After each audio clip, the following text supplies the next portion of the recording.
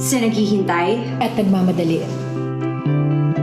Para sa mga broken-hearted Pero nagmamahal lagi. sa mga lumalaban. Sa mga may pangarap. Sa gusto lang ng pahinga At mahigpit na yakap.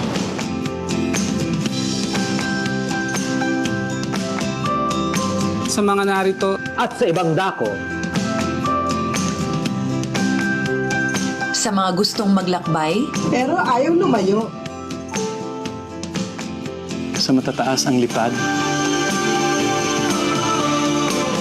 At sa may hinahanap. kahit sino ka pa. kahit sino tayo. May libro para sa iyo.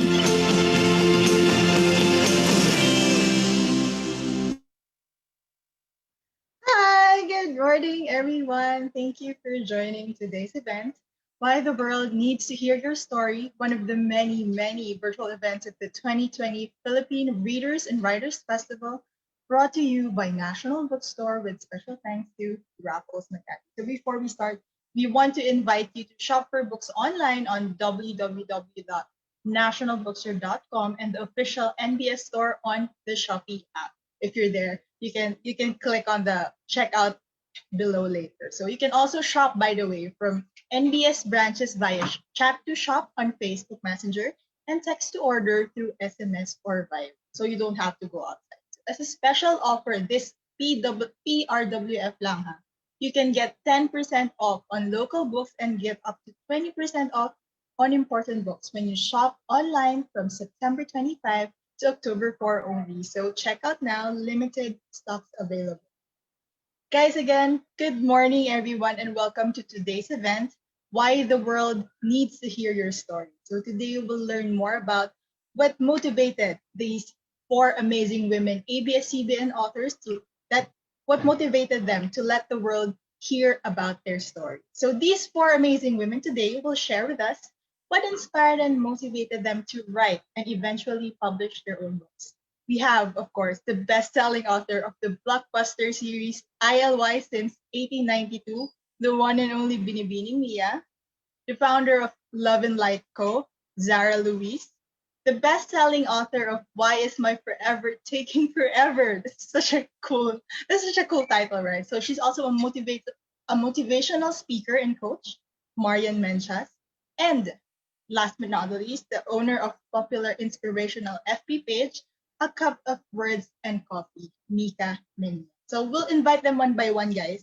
And then afterwards, later on, we'll play a very short game titled The Books That Define Me. So they can give us a small glimpse into who and what they read, You can join this game later, by the way, and then we'll read out some of your answers, okay? So exciting. Okay, let's start. Allow me to jump right ahead and introduce our very first guest. Kilala niyo na siyang lahat. Kilala na siya ng buong sangkawat padan. The best-selling author of the I Love You since 1892 series. And now, back with her newest novel, Serene. Everyone, let's all welcome Binibining Mia. Magandang umaga po. Ayun po. Thank you po sa lahat ng sumusubaybay ngayon sa live stream po namin sa National Bookstore and sa Shopee. And ngayon po, gusto ko lang din po ibahagi yung aking pong karanasan sa pagsusulat at kung bakit natin kailangan magsulat. Nagsimula po ako na sa pagsusulat nung high school, nung bata pa ako din nung high school. Lahat ng mga ideas na pumapasok sa isipan ko, sinusulat ko lang siya sa notebook. And then, nung nag-start ako magsulat ng novel, depende rin sa mga naranasan ko, tsaka sa mga nakikita ko. Una ko nasulat nun yung teen fiction nung high school ako, sa school setting, kasi yun lang din yung alam ko. And then, nung college ako, nakapagsulat din ako ng story na nasa school setting din, ng college student.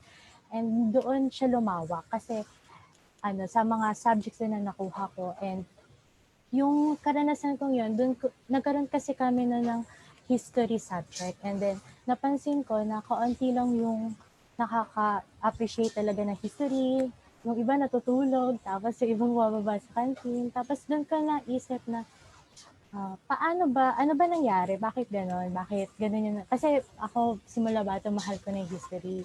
So, yun yung simula Parang yun yung pinaka nagpabukas ng isipan ko.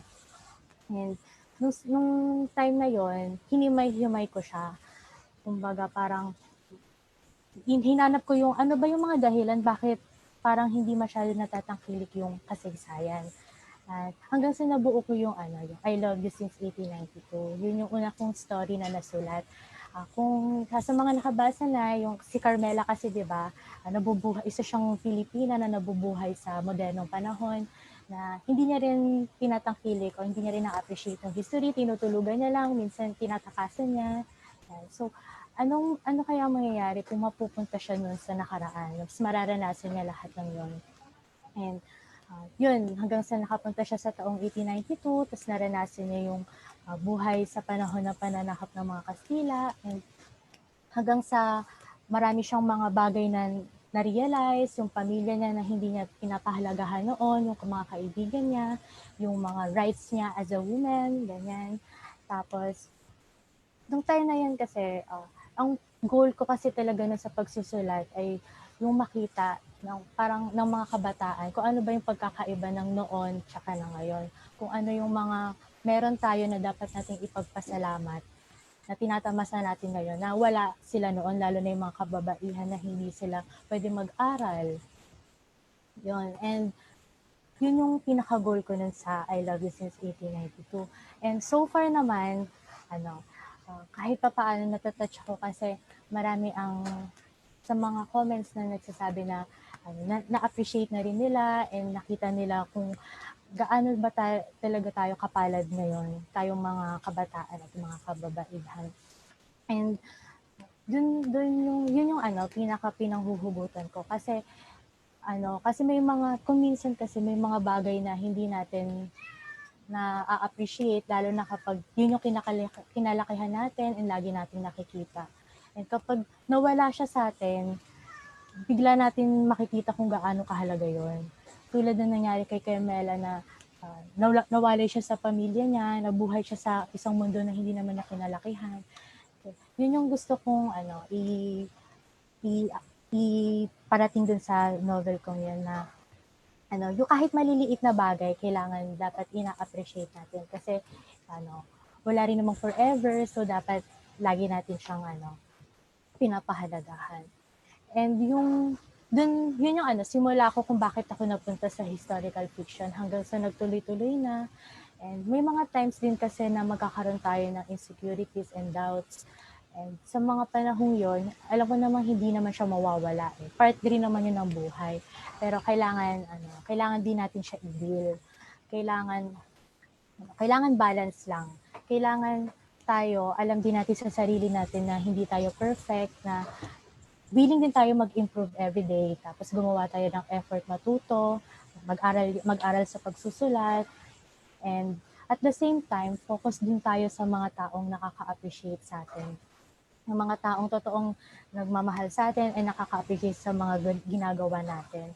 Naniniwala kasi ako na may mga good and bad criticism.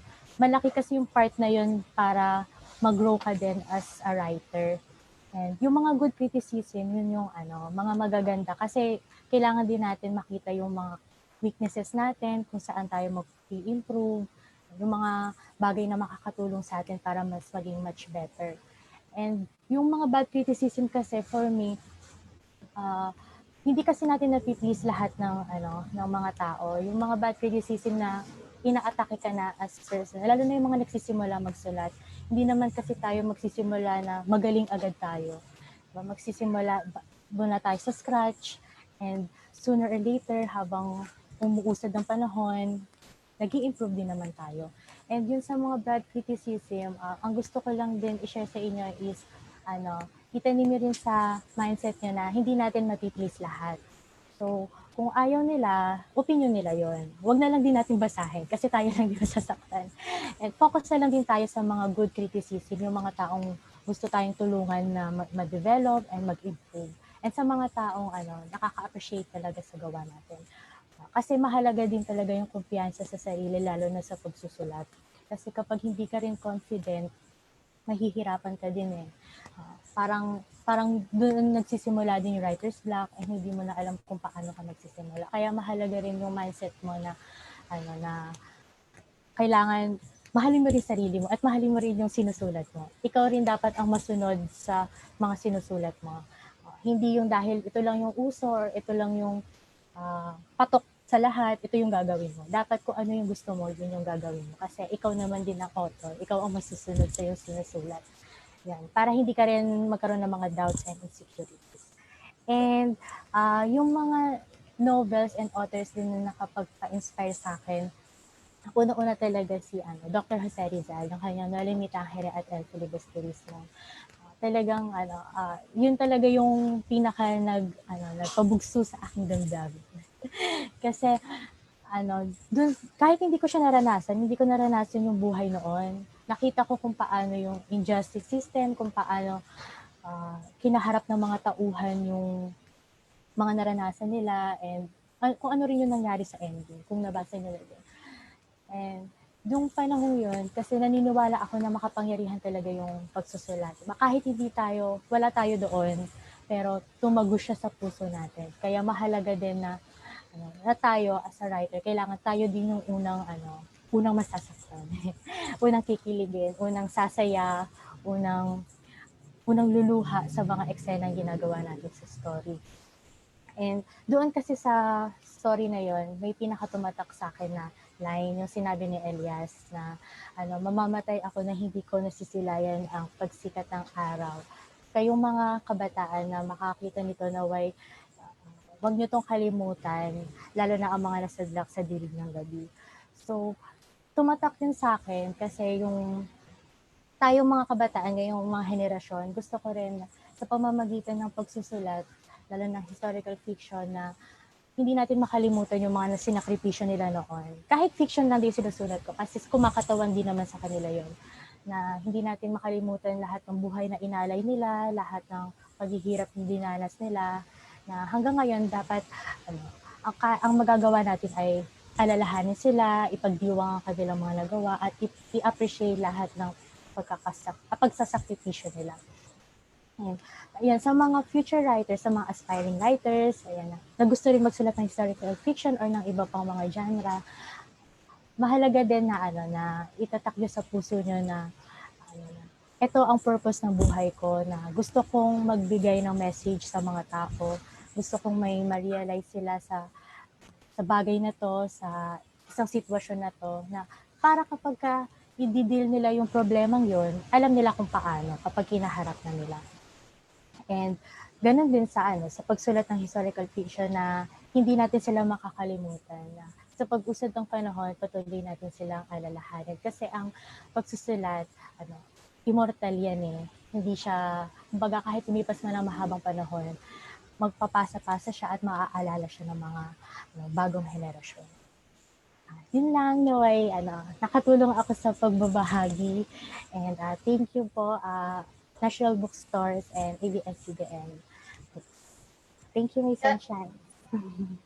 Yan, grabe no, nakaka-inspire si Binibining Mia talaga, not just to write, but to love our country more, love our history more, love our culture more. Thank you so much, Binibining Mia. So, excited na kami, by the way, sa next installment ng Sirin, kasi super bitin yung book 1, ilabas mo na, ha?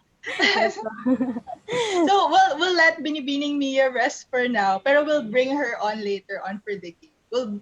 For now, we'll bring our second author and guest.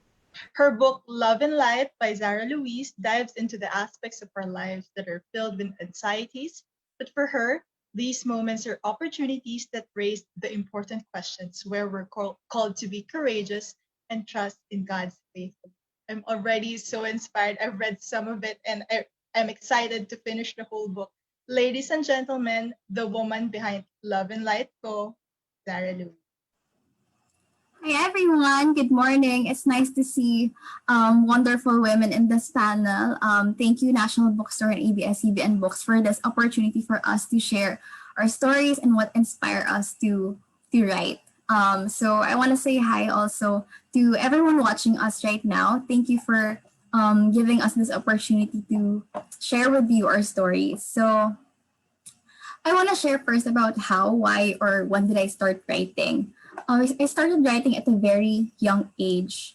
I love playing outside with other kids, but I think I loved reading more. I think a lot of writers can relate na minsan may sarili tayong mundo kapag nagbabasa tayo. So the first books I remember reading were from C.S. Lewis, The Chronicles of Narnia. Baka may mga fans din dyan. So I was around 7 or 8 when I started reading those books. So we all know how profound that author is. Pero nung 7 or 8, hindi ko pa nag-grasp yun. But I can recall that I learned through his books what books really are and what books can do. So I learned that books are a form of travel. I think Mia was able to explain that very well. That through books, we can travel through space and time. It's literally a portal to another world. That's kind of the biggest beauty of books. Fictional or not, it's always an amazing experience to see another author's creativity, another author's imagination, another author's gift. So that's one. Another thing is that reading books is an opportunity to live another life. Through the shoes of other characters, we get to feel, see, and sense what they're experiencing through the power of words. So I learned that reading a book is actually expanding your experience of life. It's also through those books that I was inspired to write. Naalala ko mayroon pa kaming personal computer noon. Yung sobrang laki niya. Tapos malaki rin yung CPU. Tapos sobrang kapal ng monitor. Doon ako nag-start magsulat. And I remember the first stories I wrote. It was about two friends who were lost in a maze. So sobrang curious nila about everything. And explore nila lahat ng bagay until they got lost one day. So I was around 7 or 8. And to be able to survive the maze, those two friends had to rely on each other, on their strengths, on their friendship, on their imagination and resourcefulness.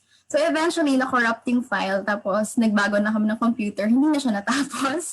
But that's where it all started. In terms of how I overcome doubts and insecurities, I think it's good to admit and say that hindi ko pa sila na-overcome.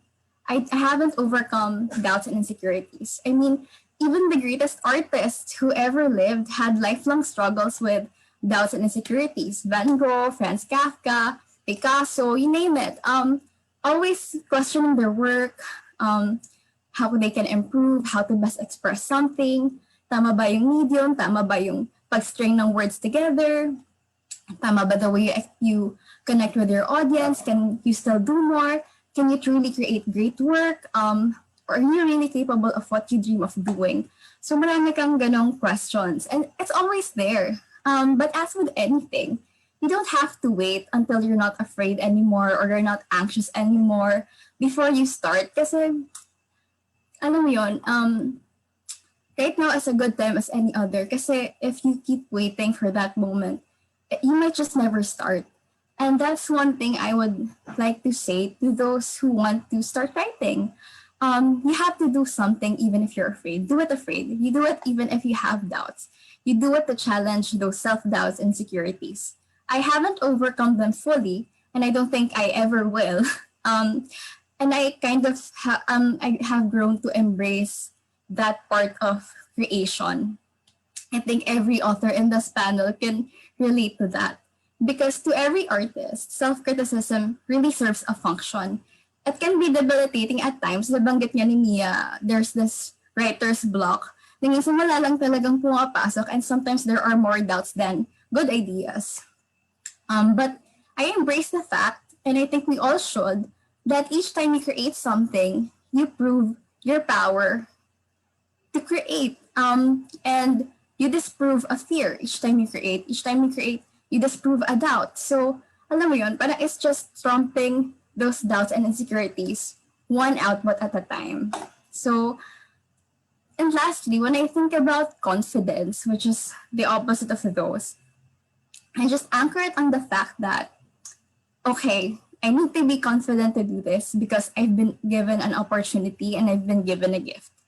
And I owe it to God and others to use my gift as something that will serve other people. I think that's what confidence really means to me. Empowerment that is grounded on purpose. Kasi if you're just doing something to impress somebody or please somebody or prove your ego or prove a point, like sabi ni Mia, everything will fall apart the moment that you don't get the praise from the people na gusto mo yung makuha, diba? And that's not a good thing to anchor your reason for creating, diba? But if your confidence is grounded on purpose, may kailangan kang gawin, may kailangan kang ibigay. There's a sense of responsibility or duty to why you write. The very fact that you've offered your creativity and in your heart, you know you've served somebody, there's joy in that. And you can keep creating if you're anchored on that. So what kung may hindi may gusto sa'yo? Sabi nga ni Marilyn Monroe, parang maraming peaches, but somebody will always hate peaches.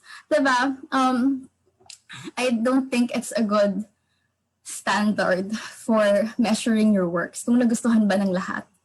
It will always be there. So I think you should just keep on going in spite of those doubts and insecurities. So to all aspiring writers, just keep exploring, just keep being curious, and just keep on writing. So authors and stories naman that inspired me to write. Actually, there are a lot of authors that I find inspiring. But the first that comes to my mind is Sylvia Plath. She's my heroine. She's most famous for the book called The Bell Jar, which was written in 1963. Matagal na, pero mas matagal din Ngolo Metangere and Busterismo. Basically, it was about a girl who had so much thirst for life. She had so many dreams, and she's actually quite an overachiever. But she couldn't cope with the fact that she couldn't find her place in the world, in a society during a time that was not very kind to women. It's actually a fictionalized version of the author's life. It chronicles her descent to mental breakdown and eventual recovery. So she inspired me because she wrote with so much honesty, and parang through her words, you can see her battling it through life. Sobrang palpable her sense of connecting with her audience. She's one of those authors na parang she can articulate for you a thought, a feeling, a sentiment na hindi mo ma-articulate for yourself. And alam mo, it's an amazing feeling how someone from decades and decades and decades ago can tell you what you're feeling, can help you navigate your inner world. I find that amazing every time I read. Parang, oh my gosh, she gets me. Parang gano'n, diba? So, I came across her works during a very important time in my life where I was depressed and extremely anxious. So, that inspired me to write kasi I discovered that a book is truly a magical thing. It's connectivity. It's a deep sense of connection that you're not alone. Parang, oh, here's my story. Here's what's important to me. Here's what I went through. I hear you. I see you. That's what a book is to me. And through her book, I also realized na, okay, I can heal like her. Diba? So, ayun. In my recent book, Love and Light, it's actually an extension of my social media platform, Love and Light. So, you might know it from Instagram or Facebook. While writing that book, I just celebrated writing as a form of being present for another person. Writing a book can be a daunting task at first, thinking of all the pages you need to fill and the words you need to string together, and making it all into a coherent output. But I really just started with, what would I say to a friend going through this? What would I say to older versions of myself that didn't know any better? What would I say to the version of me that was lost before? Kasi, like I said, book is connectivity. It's being present for another person through words, through ideas, through creativity. So in the book, I talk about so many things that challenge us as individuals, or especially young adults today. So the topics I wrote were, they really ranged from topics of life, purpose, finding meaning, navigating your inner space, love, anxiety, healing, hope, rediscovering yourself, faith. And I hope it's a book that will serve people in many ways, because it talks about so many things. You can just open it on a random day and jump into a chapter that speaks to your heart. And more than anything, I hope it's a book that helps people ask themselves important life questions. Why do I do what I do? Um, I hope it's a thought-provoking book. I hope it's encouraging, and I hope it uplifts. Because books have done me that magic. And who knows, diba? I mean, baka 20, 30, or 40 years from now, somebody who's going through depression, anxiety, or alam mo yun, can open that book and experience what I've experienced with other books, and reassured me that there is a continuation of my story, beyond depression or beyond anxiety or beyond being lost. So I hope I can do the same with what I've made. So for future writers, I would only say that it's important to pay it forward or grace it forward. Maybe you survived what you survived because you were supposed to write about it. Maybe you survived what you survived because you were supposed to help another person walk that journey through writing. So I hope that you see your gift of writing, not just an option na parang if you feel afraid one day, or if you feel like you're doubting yourself one day, hindi mo na lang siya gagawin. I think it's really encouraging to see your gift of writing as a responsibility as well that you can offer to the world. So yeah, that's about it.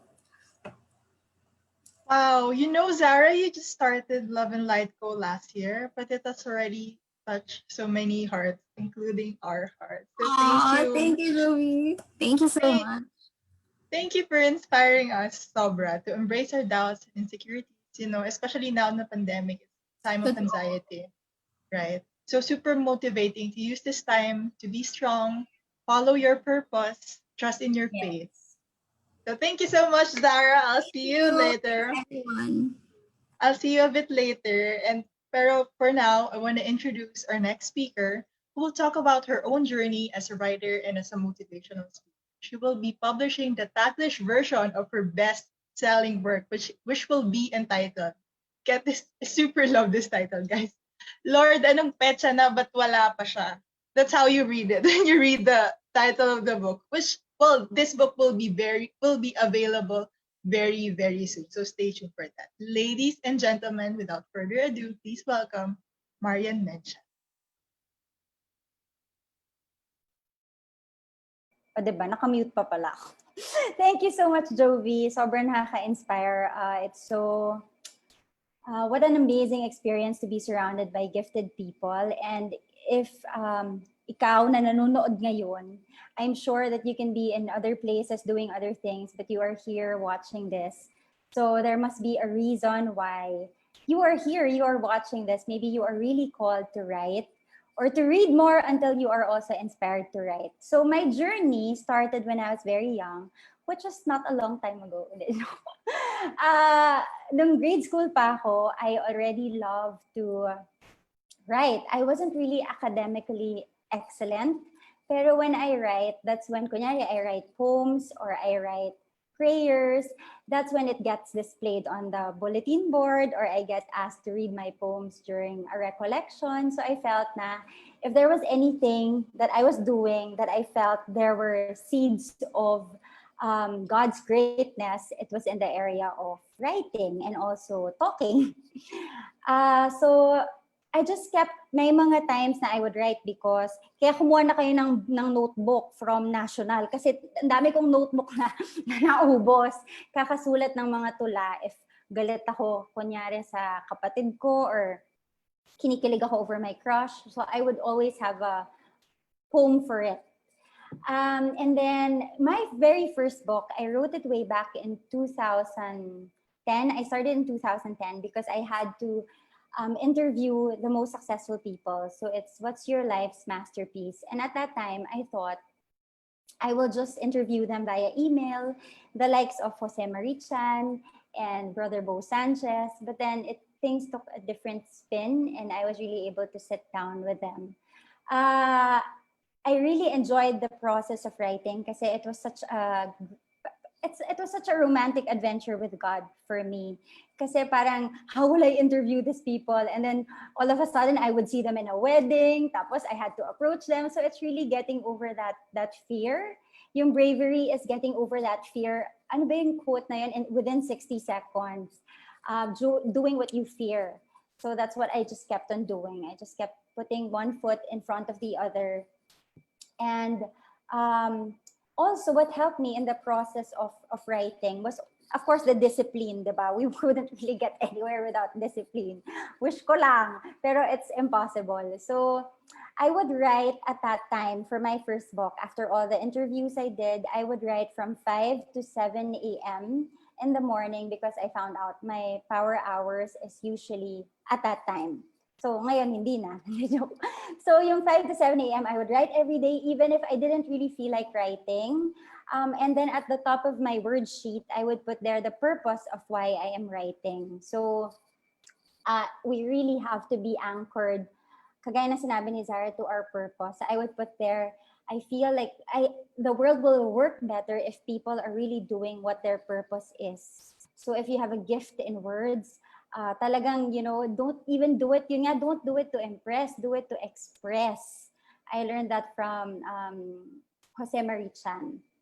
So there, yun yung what really helped me, anchoring myself on my purpose, reminding me every day why I do what I do, and remembering those people that can be blessed because of what I have learned from these people and because of what I've learned, and also discovering my purpose.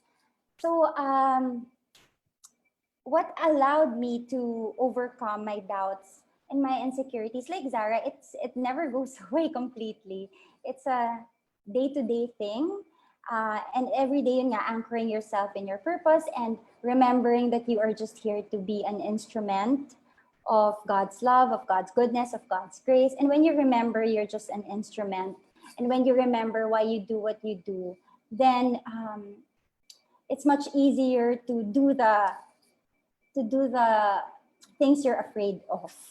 So for every talk that I do, for every book that I write, I really pray about it, and that's what gives me courage, and what keeps me going. And then the people who have inspired me to write, actually madami. John Maxwell, I love his books. I remember a time when I was really discerning my calling. I was in a company, and then we had great benefits. The culture was great, but I felt I had a deeper call. So ang arte ko, nagpunta pa ako sa sabi ko, I'm gonna go on a soul-searching trip.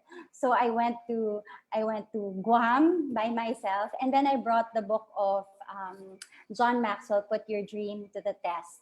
So that's one of those books that really inspired me to do what I'm doing today. And also the book of John Izzo. Puro John. Ang Prince Charming ko ba, John? So si John Izzo naman is yung 5 secrets you must discover before you die. I also love that book. I remember bringing it to, I think, Malaysia. And I was in Malaysian Airlines. Napaka-colorful. And I was so hooked with that book. So to me, every trip has a song and a book. So ganun ako. That's how I remember a trip. And it's through a book and music, because I'm also auditory and I love words. So my most recent book, Why Is My Forever Taking Forever? And then we're coming up with a Taglish version na, Lord, no petsa na, ba't wala pa siya? Ano ba? Walang ano ba? Dinagdag ko lang yun ngayon.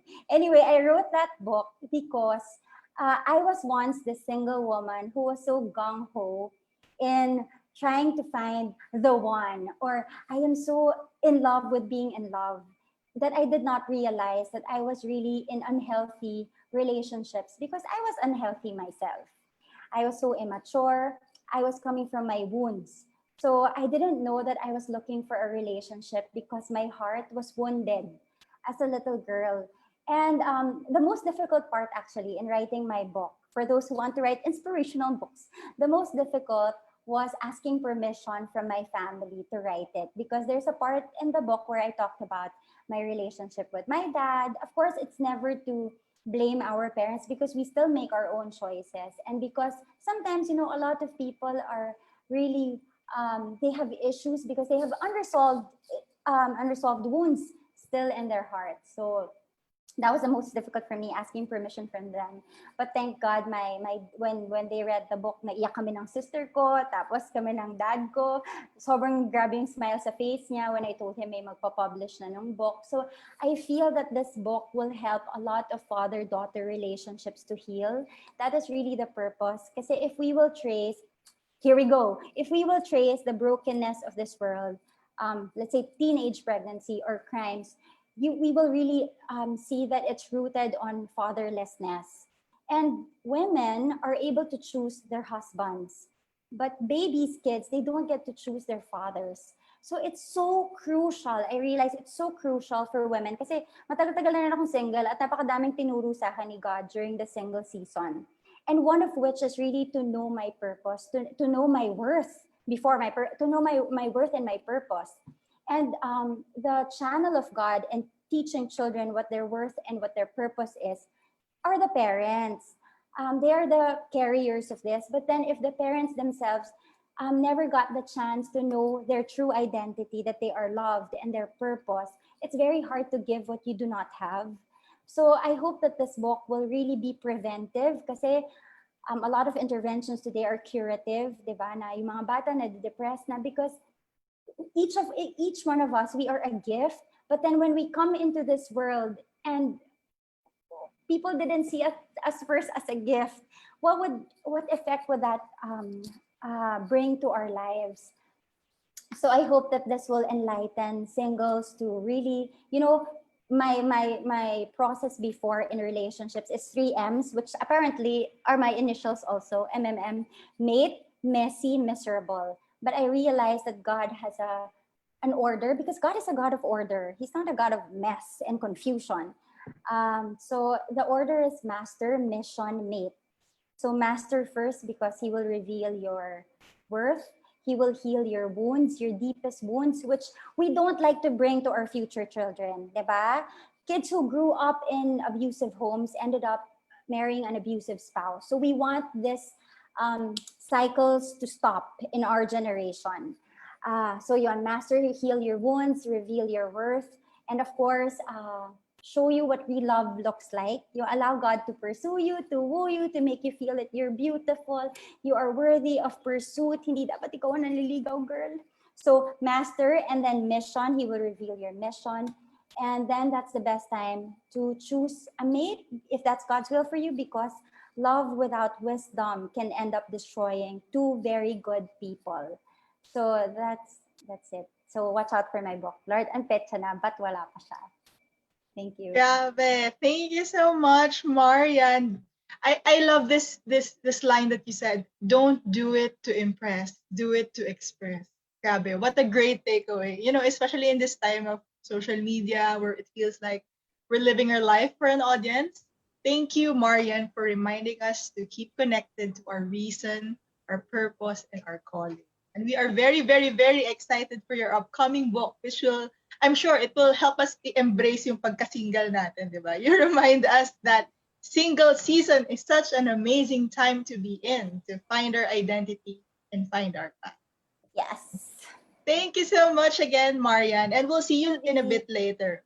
Because for now, we'll bring to the stage one of our newest authors who started A Cup of Words of Coffee in 2017. And now she has more than, 500,000 followers on Facebook. Grabe, ang galing. Let's hear more about what pushed her and inspired her to write and continue to do so. Ladies and gentlemen, Mika Menya. Okay, so hi. Okay, so hi po sa lahat. Before anything else, I would like to thank National Bookstore and of course ABS-CBN Books, for making me or giving me the opportunity to become part of this celebration for all the readers and writers out there. So when did I start writing? So I started writing when I was 16. So mga 8 years ago na rin siya. And just like anyone else, parang naging hobby ko yung free writing, like give me a piece of paper and a pen and I'll be fine. Minsan ginagawa ko siya like, in the middle of the class. I write short lines, mga one-liner. Minsan kung ano yung naririnig ko na inspirational from my teacher, I write it down. Minsan nga hindi ko na napapansin nga, oh, here I go again. I'm writing something pala. So aside from that, isa rin sa mga ginagawa ko noon na naka-help din sa akin to write is I always love rewriting all of my favorite lines, like favorite author, lines from my favorite author. I also like rewriting yung favorite lyrics ko, like from Taylor Swift, parang ang daming creative lines doon. And isa sila sa mga nag-inspire sa akin to keep writing. And mga script from films. So aside from that, I was actually in high school then nung I started writing a diary. When you started having a crush, ganon, yung kahit you knew that it was one-sided, it was unrequited, but you have so many thoughts inside your head that you wanted to share to everyone, but you're too afraid kasi parang you feel like they will misinterpret it or they will judge you or you make sound pathetic to everyone. So that's it. I started writing a diary kasi parang feeling ko I am more of myself when I write. I could be my honest self kapag nagsusulat ako. Like, I can be sad, I can be happy, I can be who I am kapag nagsusulat ako. So, yung diary na yon, parang isa yun sa mga reasons ko kung bakit ako ganun ka-attached and sa writing. And then, at the same time, parang mas na-acknowledge ko yung sarili ko. Mas na-acknowledge ko yung inner self ko na hindi ko pinapakita to most of my friends. So it was through writing a diary then na parang I get to know myself more. Ganito pala ako mag-react kapag nasasaktan ako. Parang gano'n. Ganito pala ako kapag dinededma ako. Ganito pala ang feeling kapag I feel betrayed. I started writing it down and it feels so good kasi every time I look back or every time I read my diary, it feels like wow, it represented my youth, my adolescence, and the process of my growth. Na ay grabe, ganito pala ako ka-immature dati. So it was my diary. I hold it as my prized possession talaga, and I cherish it. And parang my first few writings that I shared online, parang dun ko rin hinugot sa diary ko, and it feels so good na merong tao na meron kang part sa self mo na kinikilala mo because of writing. So aside from that, the authors that inspired me, when you realize that writing changed your life so much, you always wanted to go back sa mga writers na nag-introduce sa'yo on how to fall in love with reading and writing. So yung reading kasi, dati, when I was in high school then, hindi ako ganun ka-wide reader talaga. Like, I barely finished the first 5 pages of the book. So, one time, during our English class, like every Friday kasi meron kaming activity wherein our English teacher would give us, free time to read books. Like, isang oras, basa ka lang ng libro. And then, for me, I was like, oh, it's another time para, no class. And then, I saw it on a box na merong isang libro na parang hindi siya kinuha ng ibang classmates ko. So, it was Chinese Cinderella written by Adeline Yanma. So ako kasi hindi pa ako wide reader noon, and just by looking at the title, parang it gives me, wow, parang iba to ha. So I started reading it, and that's when I realized na reading is fun pala. Like, hindi ko na-realize na parang it took me one sitting to finish that book. And parang doon, I keep asking for more. Like, I wanted to read as many books as I can. And you don't jump on books pala na are too jargon for you or parang hindi pa siya appropriate sa level of comprehension mo. So doon ako nag-start kasi, it was written using simple words, simple sentences, and then slowly, parang nag-proceed na ako sa another book na parang medyo complicated na yung plot. So yon, however, when it comes to writing naman, I have Virginia Andrews, Vicky Andrews. I think she passed away in year 1986 na rin.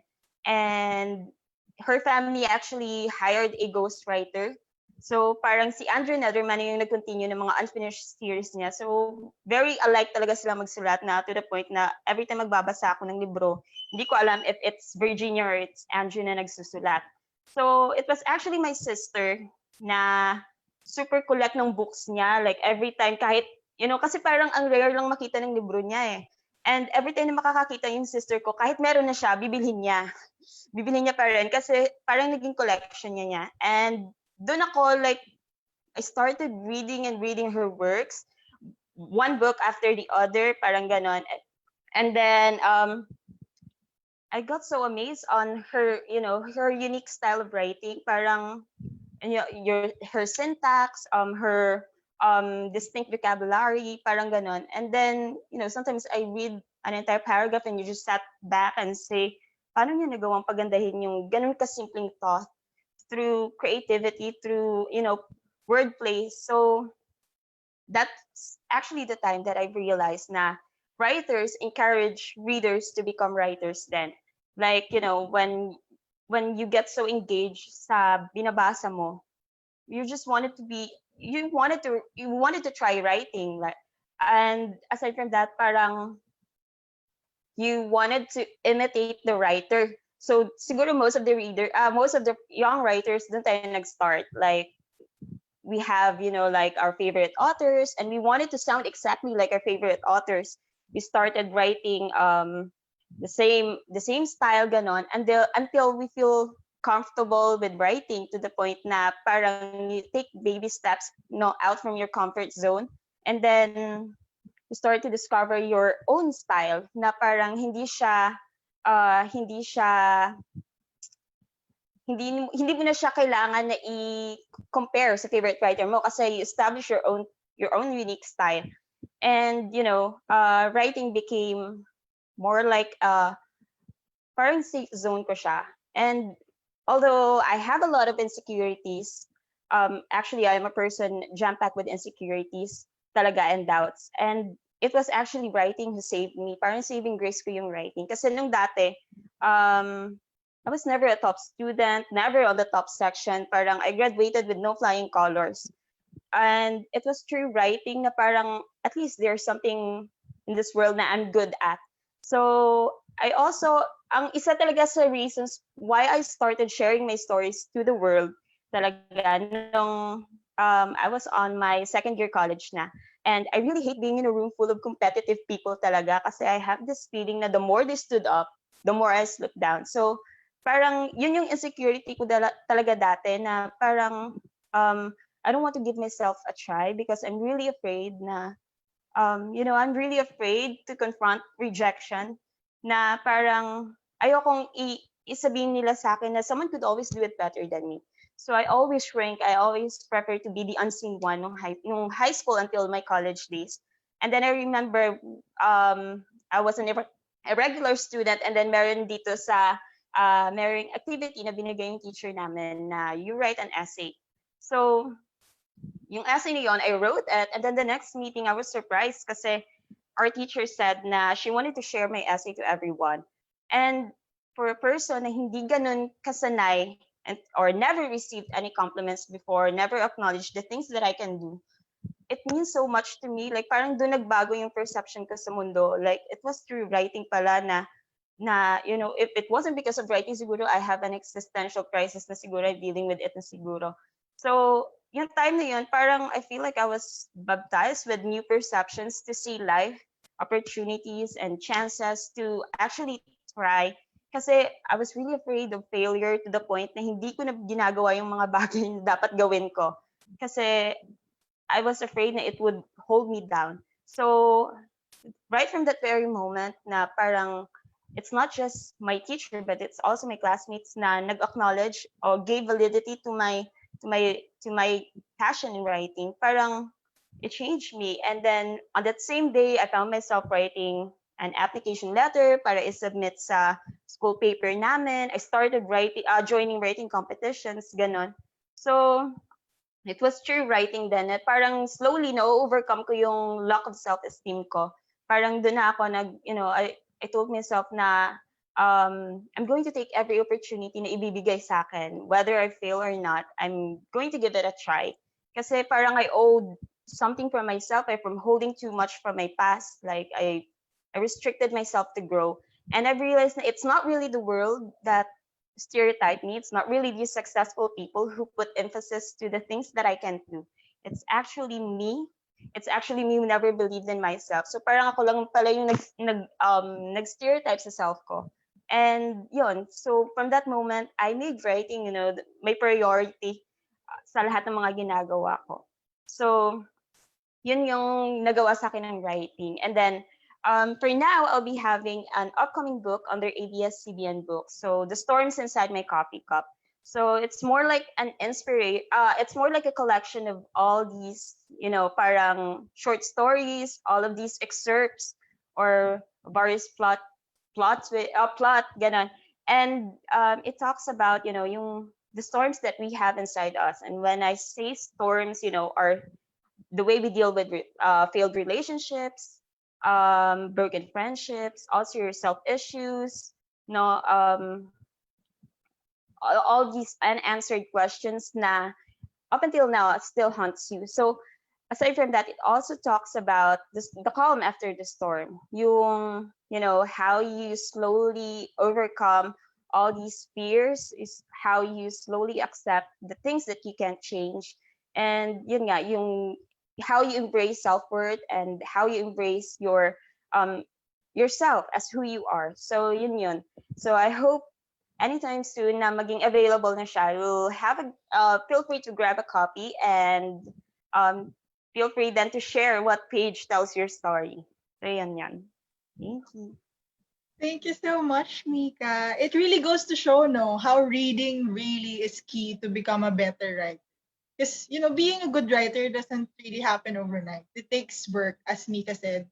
So you have to read a lot. You have to believe in yourself. You have to keep writing. That's the most important thing, guys. Just keep writing. As Mika said, writers encourage readers to become writers. It's the most beautiful chain. Para siyang chemical reaction that brings so much art and creativity into this world. So to everyone who is following A Cup of Words and Coffee on Facebook, I'm sure super excited na tayo for Mika's book. Para durugin niya yung puso natin. Every single page. Mika, why? It hurts. It really hurts. Tagos, pero ang ganda kasi. So we love it. We're super excited for that. So at this point, I want to bring back all of our guests where we'll play a little game titled The Books That Defined Me. I think what we've heard today, a key takeaway from today is that many great writers, like our guest today, in part, they have all been moved to write by their favorite authors in books. So let's get a little casual with our authors and get to know more about their secrets. Tapos balik na rin natin yung order. So Mika, please answer first. Then Marian, then Zara, then Mia. Okay. So everyone who is watching, I encourage you to send in your answers in the comments too. So we'll read some of your answers later on. Okay. So first question, are you guys ready? If I could relive another life, I would be in what book? Honestly, I find this question really hard kasi most of the books I've read talaga has tragic endings. Like, I'm so into, sad stories talaga. So parang hirap naman ito. Like, but siguro yung pipiliin ko yung Paper Towns by John Green kasi one point or another, parang nakaka-relate ako dun sa main character. Like, taking chances, doing the things na parang one shot lang, and then the things you'll do for love para at the end of the day, wala kang pagsisisihan na hindi mo ginawa. Yun yan. Okay, Zara, ikaw.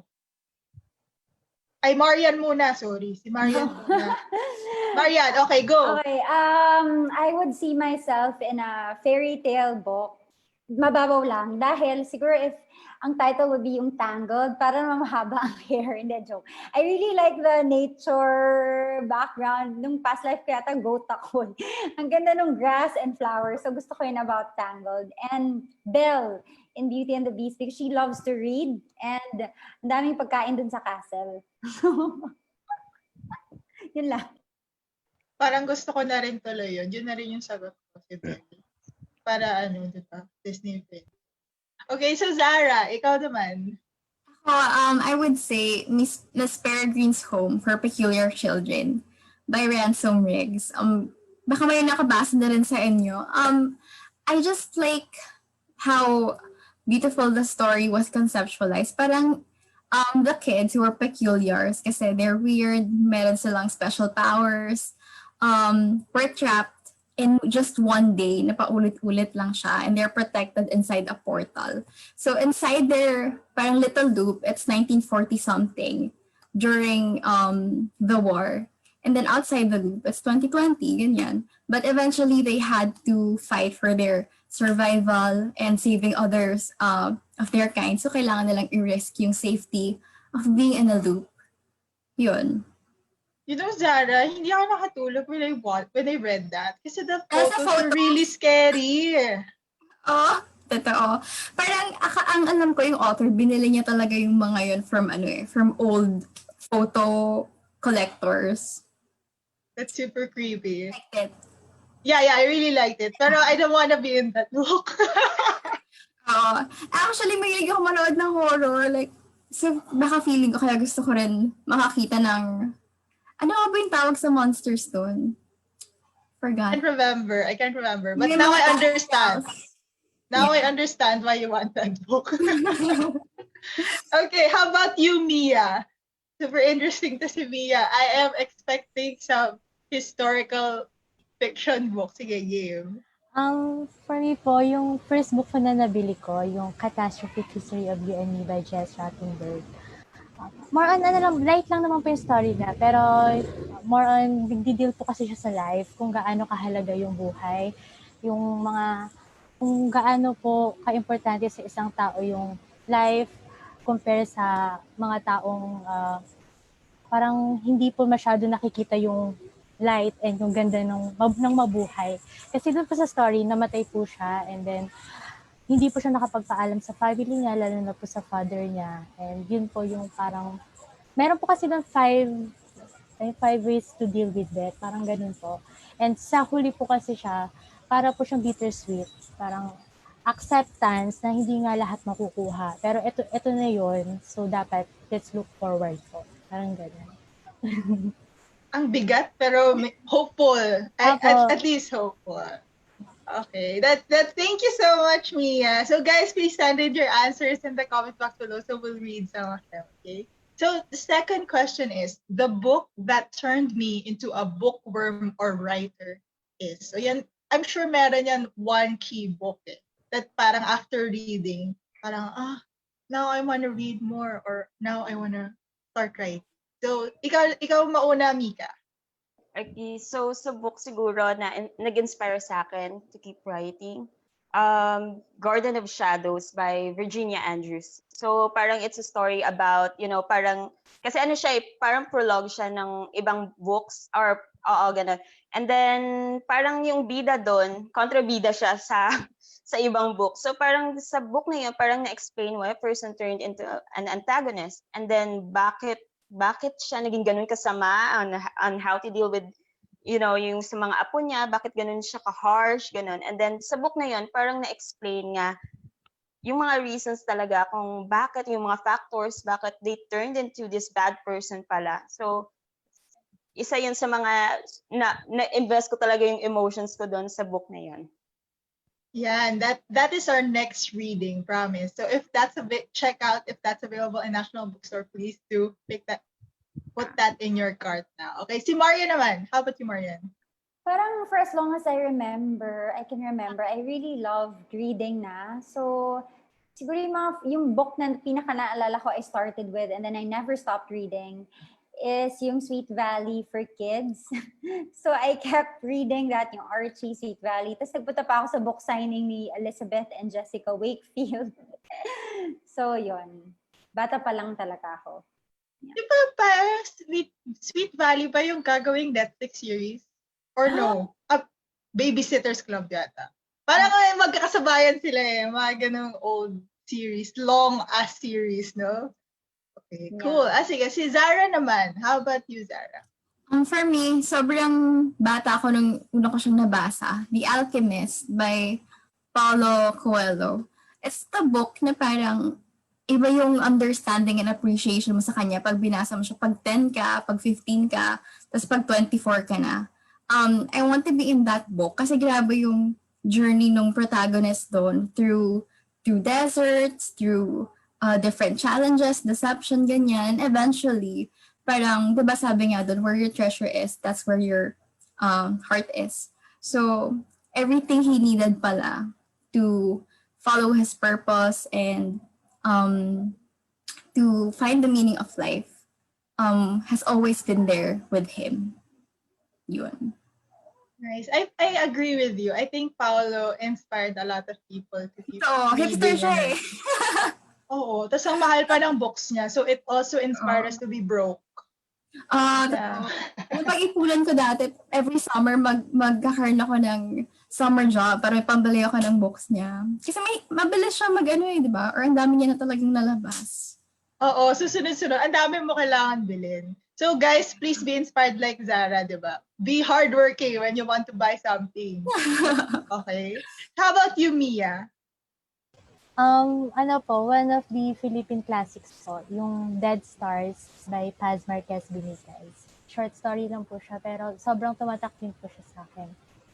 And feel ko doon din po ako nagsimula mag-start ng mga bittersweet endings or nahiligan ko po yung mga tragic endings, tragic stories. And kasi po, di ba, parang nakulong lang po siya sa idea na love niya yung isang girl, pero ang totoo, matagal na palang wala yun. So parang hopeful, parang masakit siya, pero andun pa rin yung hope na pwede pa rin siyang mag-move forward. Parang yun. Cool. Actually, someone sent in their answers too, but from Mary Dagaraga, it's Hollows or Hollow Gas. Have you guys read that? Yun yung monster sa Miss Peregrine. Okay. I thought it was a book. Yun pala yung pangalan ng monster. Thank you, Mary. Thank you. Thank you so much. Ayan. Well, sadly, our time is done. So as we go near the end of our event, I want to end it, of course, in a very positive note for everyone who wants to start and continue writing. I want to ask for some parting words from our authors, just to help us keep motivated and inspired. So please continue this sentence. I am writing and I will continue to write because Mika, please. So I am writing and I will continue to write because that's the thing that makes me want to fall in love with life. Thank you. Marianne? I am writing and I will continue to write because it is what gives me life and hopefully allows me to give life to others as well.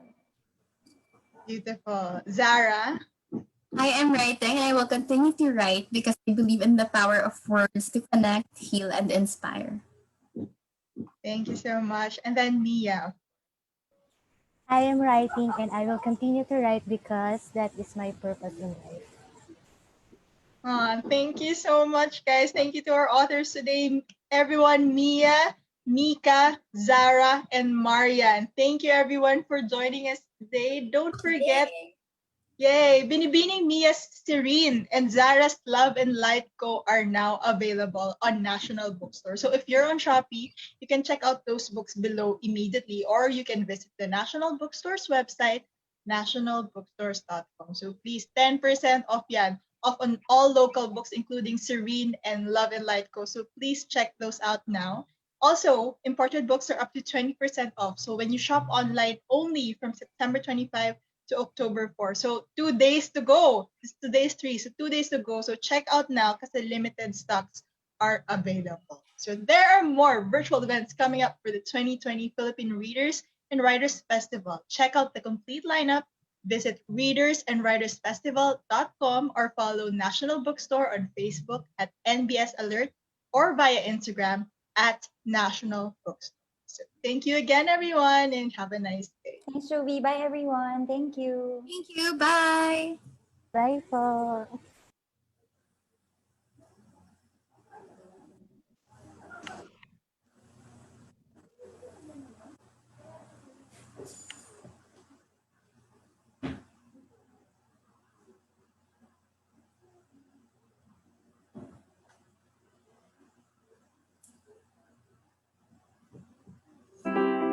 Sa naghihintay At nagmamadali. Para sa mga broken-hearted pero nagmamahal lagi. sa mga lumalaban. Sa mga may pangarap. Sa gusto lang ng pahinga At mahigpit na yakap.